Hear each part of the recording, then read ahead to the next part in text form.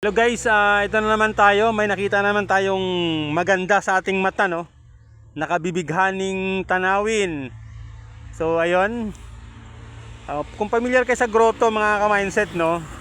Ayan, yung 300 step. Meron din dito sa may Bicol. Ayan, no? Ayan.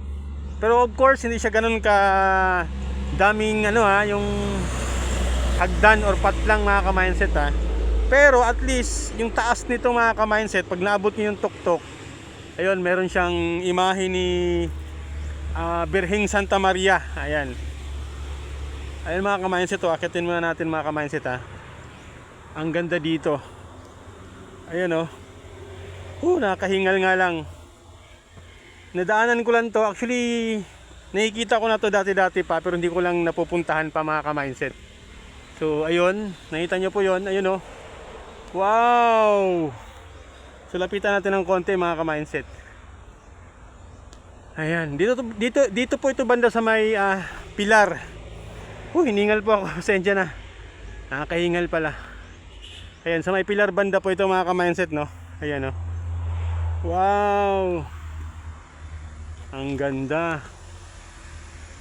Ayan, Our Lady of the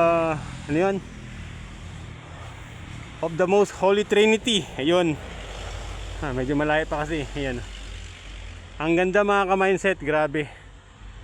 Ayan, wow.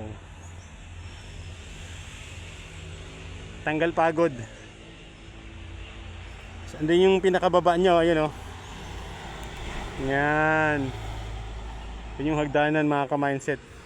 So pag galing ka ng Sorsogon, lagpas ito ng pilar. Ngayon kung galing ka naman ng Albay, bandang pilar pa rin ito, o bago magpilar. Ayan, ang ganda ng tanawin mga ka-mindset. Ayan. So ingat lahat mga ka-mindset sa mga biyahe natin, ha.